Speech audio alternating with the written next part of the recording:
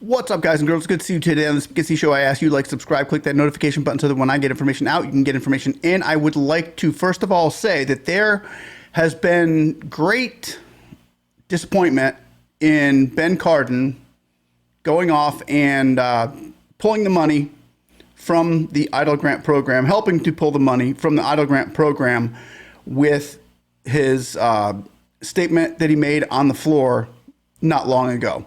However, I have gone through thousands and thousands of pages of documents of the EIDL grant program, and I stumbled across a page that very struck my curiosity as far as your EIDL grants are concerned.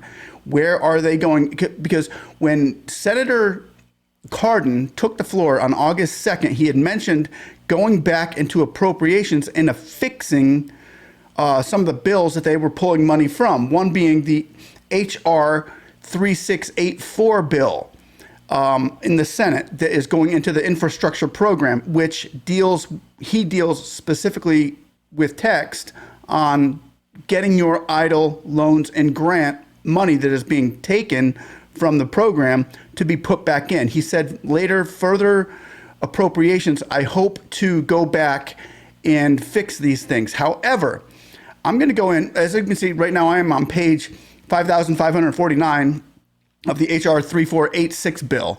I'm going to encourage you all today and say thank you, Mr. Ben Cardin, because he's hearing our voices. We have contacted his office. Oh gosh, we've been contacting him, praying, please help us, small businesses, don't do this to us. Well, he has heard your pleas and our pleas. I want to thank you all out there. I want to thank Jason McElhone for his pushing on this effort too, because we all know that Ben Cardin and us small businesses need to get along. We need to pull together and fight to keep our EIDL grants in play for all small businesses. So I'm going to show you this video, and I want to say, hey, I want my 10K. And so does, I think, Ben Cardin plans on going back and getting this for us. Will it be now? No, it's not going to be anytime soon because the bill has passed. He actually voted for the bill that was taking the money, but he did express his concerns. And I want you to all see that now because I want to get the truth out for Ben Cardin. Been hitting him hard when he does wrong, but when he does us right and kind of puts us back in the game here, we got to take our hat off to him on this. So, guys, thanks for watching. So let's take a journey into Ben Cardin and what he says about your EIDL grants and loans. As much as I support this legislation, I got to express my disappointment as to how this bill is paid for. As chairman of the Small Business Committee, I helped develop the programs to help small businesses during COVID-19. They were lifesavers for small business. It saved small businesses, it saved our economy, it saved jobs, and it saved the growth engine for innovation in our community. One tool that we used that was extremely important was the Economic Injury Disaster Loan Program and Advance Program. Over 4 million EIDL loans have been granted in excess of $230 billion. These grants help save businesses. These loans help save businesses. These are for the smaller of the small businesses. They're the ones who use it. These are low-interest, 30-year loans. We've had 6 million companies small businesses take advantage of the EIDL Advance Program, $23 billion. These are differences between staying afloat or going under. The GAO estimated this past week that 86% of the EIDL loans went to our most vulnerable small businesses, 10 employees or less. So why am I talking about it? Because this bill takes away the $13.5 billion from the EIDL program. Just as the time, this is the EIDL loan program, just as the time where we have small businesses that are going to need these loans. We see an increase in wildfires, a hurricane season's coming. We're not through COVID-19 yet, and yet they take away these funds. These are the most leveraged funds we have available. For the few federal dollars we put into it, we leverage much larger amounts of loans.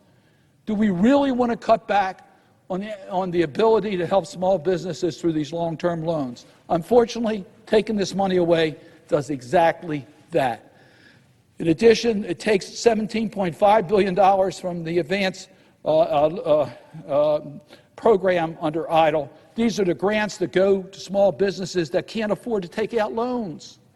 Now, we know under the previous administration, they put a $150,000 cap on the EIDL loan program and $1,000 per employee on the advance program.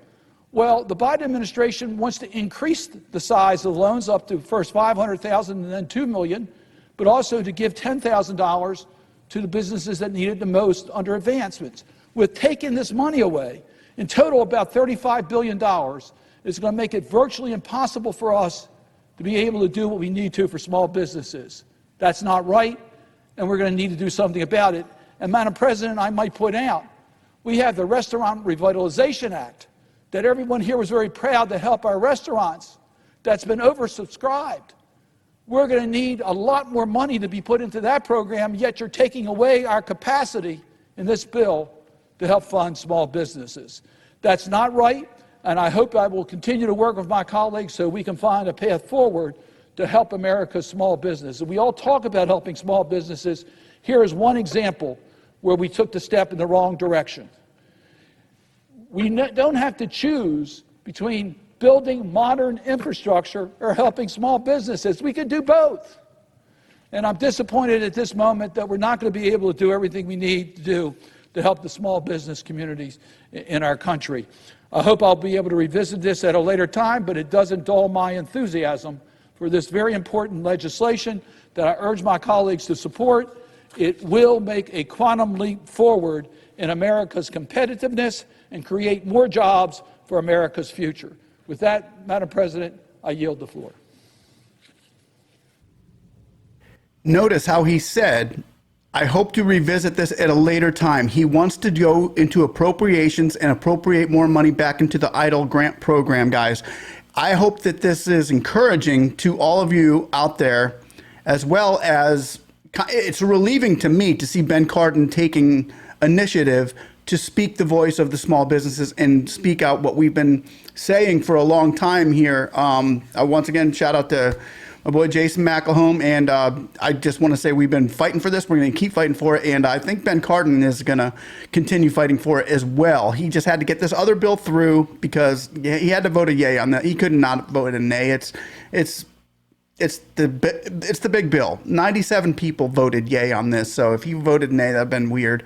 But he did not want to take the money from here. So that's him being the head of the Small Business Committee and not wanting to take this money, knowing that they had to go ahead and complete this deal. But he's looking forward and looking in the future to bring these EIDL grants back. Hopefully get rid of the policy map. That would be huge because that's the biggest issue we face with it. So this is good news, guys. Hopefully this helps you all in seeing what's coming in the future, and gives you a notch on Ben Cardin's bedpost as far as doing the right thing for the small businesses. And guys and girls, I want to leave you with this, because when Ben Cardin was rejected by Rand Paul the other day because of trying to pass the 2687 or bill or whatever, I can't remember which one, I do want to bring up this one particular point that he made during his speech, which should give you some kind of grasp on what we're saying here. And he may have been trying to give us a hint as well as when I said that, when I made this video, I was like, did he try to give us a hint here? But listen to this. Yield the floor to the majority leader. Let me say that we made a commitment to help our small businesses. We did that, Democrats and Republicans working together. In some cases, we overestimated the dollars that we need. In some cases, we underestimated the dollars that we need. But we always came back and provided the full funding for the programs we've authorized. And in total, it's not much different than has previously been authorized. This is a matter of fairness. With that said, he said, we always came back and fixed it. And when we saw the other video right now, I think he plans on coming back and fixing that. And hopefully we can get the policy map stricken from there. If not, then all of this is a wash. if that policy map, Ben Cardin, when you're listening, we're going to be calling you more about that policy map. We're going to stay encouraged in this, and I hope you all do too. And so, I just want to say right now, somebody, can we say, hey, I want my 10K? Somebody, give it to me. Somebody, give it to me. Somebody. Yeah.